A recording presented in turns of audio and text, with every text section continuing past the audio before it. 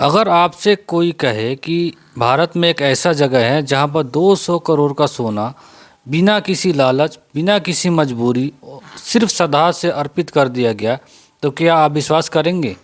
हाँ जी दोस्तों, आज हम बात करने वाले हैं अयोध्या के राम मंदिर की, जहां पर भगवान राम के लिए इतिहास का सबसे बड़ा धार्मिक दान देखने को मिला है। लेकिन सवाल यह है, क्या रामलला की मूर्ति सच में सोने की है? 500 किलो सोना कहाँ गया? किसने दान दिया, क्यों दिया और कैसे अयोध्या पहुंचा? आज इसी वीडियो में इस अफवाह या सच को जानेंगे। तो सवाल, रामलला की मूर्ति का सच क्या है? तो सबसे पहले एक ज़रूरी बात, रामलला की मूर्ति सोने की नहीं है। मूर्ति बनी है शालिग्राम शिला से, जो एक पत्थर है जो कि हिंदू धर्म में सबसे पवित्र पत्थर माना जाता है। इसकी खासियत यह है कि यह पत्थर कभी नष्ट नहीं होता है, हजारों साल तक यह सुरक्षित रहता है और शास्त्रों में इसे दिव्य माना गया है। तो फिर 500 केजी सोने का सच क्या है, आइए जानते हैं। अब सवाल ये है कि 500 केजी जो सोना है वो कहाँ गया। तो सोने का इस्तेमाल कहाँ हुआ है, इसके बारे में बताता हूँ। रामलला के जो मुकुट है उसमें सोने का इस्तेमाल किया गया है। हार, कंगन, कमरबंद, सिंहासन की सजावट, ग्रीब में अलंकरण के रूप में, यानी सोना भगवान के श्रृंगार और सम्मान का प्रतीक है। अनुमानित कीमत की बात की जाए, जो 500 केजी सोना है, इसकी कीमत 200 करोड़ की आसपास आंकी जा रही है। लेकिन बात की जाए, क्या इस पैसे पर टैक्स लगता है? नहीं, इस पैसे पर टैक्स नहीं लगता। सरकार टैक्स नहीं लेती है और ये टैक्स फ्री होता है।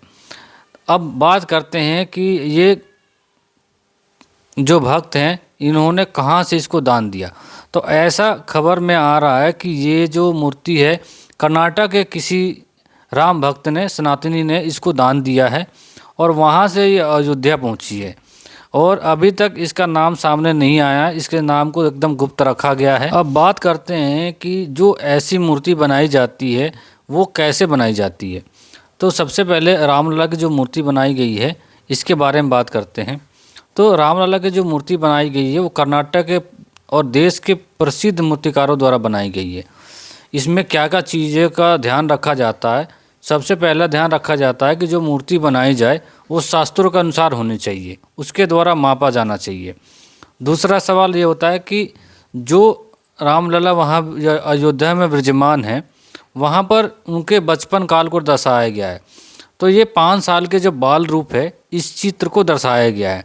उसके बाद अगर इसकी बात की जाए तो उनका जो फेस है वो मुस्कान, करुणा के रूप में दर्शाया गया है।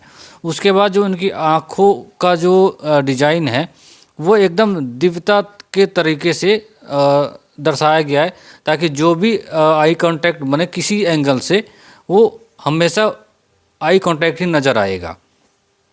तो जो मूर्तिकार हैं जिन्होंने बनाया है वो बहुत ही अच्छे तरीके से इस मूर्ति को बनाए हैं। कहा जा रहा है कि जो मूर्तिकार इस मूर्ति को बनाते हैं या बनाए हैं, जो भगवान रामलला की मूर्ति को बनाया है, उनका कहना है कि जब वो काम शुरू करते थे तो उस दिन वो उपवास रखते थे और पूजा पाठ करके ही मूर्ति को बनाते थे। मूर्ति ऐसी ही अयोध्या नहीं पहुंच गई, उसके लिए कड़ी सुरक्षा के साथ अयोध्या से लेकर कर्नाटक तक और कर्नाटक से लेकर अयोध्या तक पूरी सुरक्षा दी गई थी, ताकि कोई भी रास्ते में अनहोनी ना हो सके। ऐसा माना लोगों को लग रहा था कि अयोध्या में फिर से रामलला 500 साल बाद वापस लौट आए हैं। लोगों ने फूल, माला और ज़बरदस्त तरीके से वहाँ स्वागत किया। अगर वीडियो अच्छी लगे तो लाइक एंड सब्सक्राइब ज़रूर करिएगा। कमेंट्स में जय श्री राम ज़रूर लिखिएगा।